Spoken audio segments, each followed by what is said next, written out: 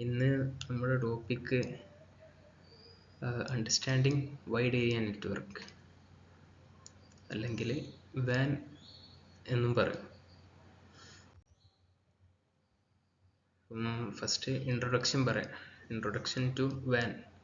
A wide area network is a telecommunications network that extends over a large geographical area for the purpose of computer networking. അതായത് van എന്ന് പറയുന്നത് telecommunications network എന്ന് പറഞ്ഞാൽ ഓരോ devices, അതായത് laptop, നമ്മളെ mobile ഫോൺസൊക്കെ അങ്ങനെ കമ്മ്യൂണിക്കേഷൻസ് നെറ്റ്വർക്കിൽ പെടുന്നതാണ്. That extends over a large geographical area for the purpose of computer networking. അത് ഒരു ഏരിയ, അതായത് ഇപ്പോൾ ഒരു എക്സാമ്പിൾ പറയുകയാണെങ്കിൽ നമുക്ക് നമ്മൾ ഓഫീസിലൊക്കെ നമ്മൾ ലാപ്പും ഫോണുകളൊക്കെ ഉപയോഗിക്കും.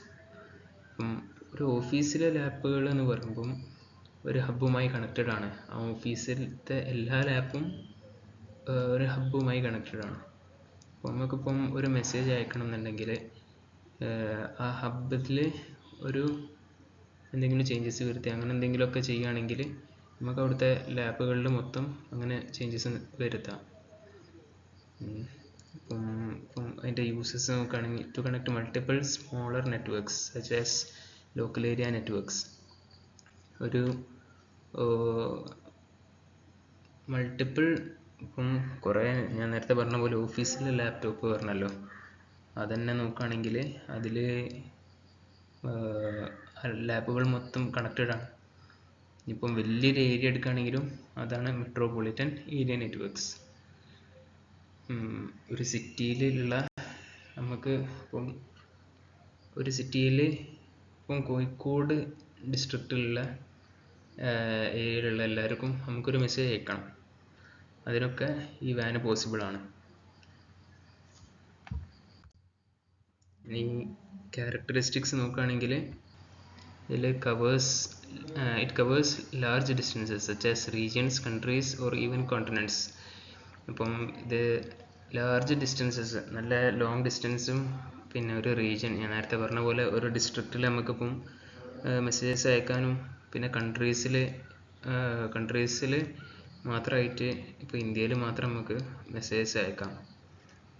And or even continents often owned by multiple organizations. പല ഓർഗനൈസേഷൻസും ഇത് ഓൺ ചെയ്യുന്നുണ്ട്. uses various technologies like MPLS, ATM, frame relay and released lines. ഈ പല ടെക്നോളജീസിലും ഇത് ഉപയോഗിക്കുന്നുണ്ട്. അതായത് MPLSൽ ഉപയോഗിക്കുന്നുണ്ട്, ATMൽ ഉപയോഗിക്കുന്നുണ്ട്, frame relay and released lines. Generally slower than LANs due to larger distance covered. ലാൻസിനെക്കാട്ടിയും കുറച്ച് സ്ലോവർ ആയിരിക്കും. കാരണം എന്താണെന്ന് വെച്ചാൽ ഡിസ്റ്റൻസ് കൂടുതലായതുകൊണ്ട് അങ്ങനെ ലാഗ് വരാനുള്ള ചാൻസ് ഉണ്ട്. Types of van connections. Dedicated circuits between 2 points. Uses a dedicated circuit path for the duration of a transmission. Data is sent in small packets that are routed based on the destination address. Secure connections over the public internet. ഇനിയിപ്പം van technologies നോക്കുകയാണെങ്കിൽ നേരത്തെ നമ്മൾ പറഞ്ഞ പോലെ MPLS, multi protocol label switching. It directs data from one network node to the next based on the short path labels rather than long network addresses. അതായത് direct data from one network node ഉദ്ദേശിക്കുന്നത് fast data transfer ആണ്. പിന്നെ ATM, asynchronous transfer mode, uses fixed size cells to ensure reliable data transfer. Cost-effective data transmission for intermittent traffic.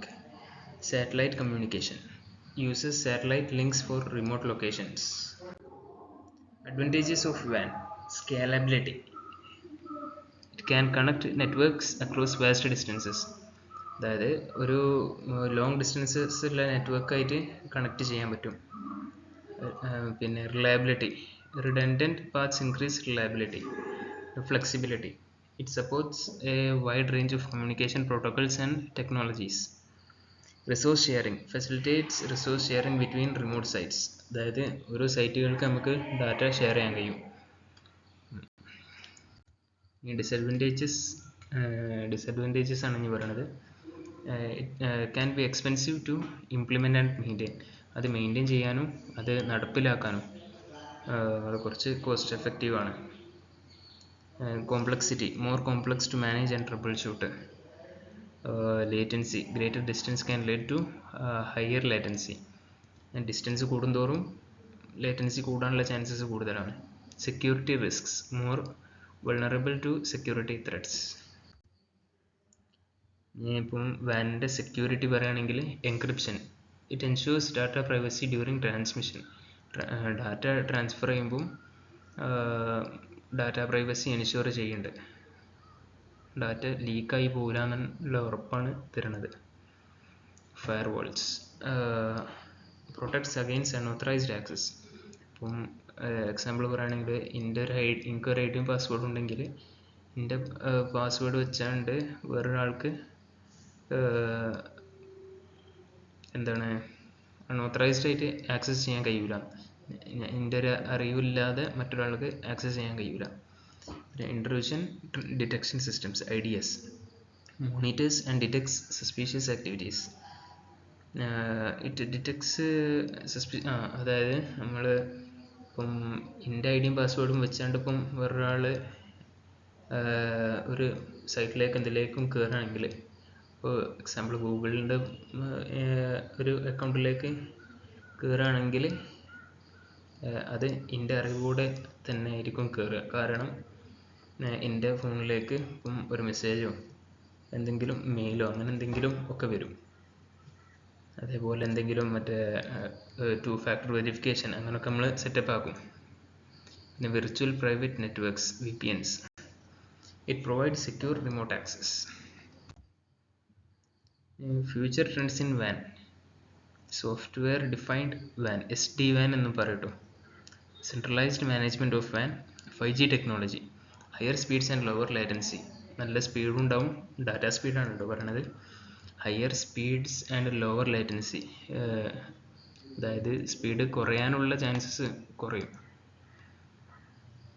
പിന്നെ cloud integration, enhanced connectivity to cloud services.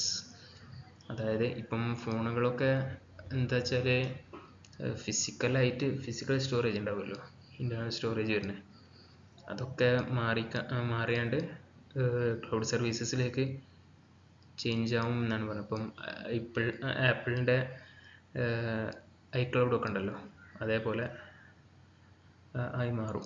പിന്നെ IoT, internet of things, increased demand for വാൻ connectivity.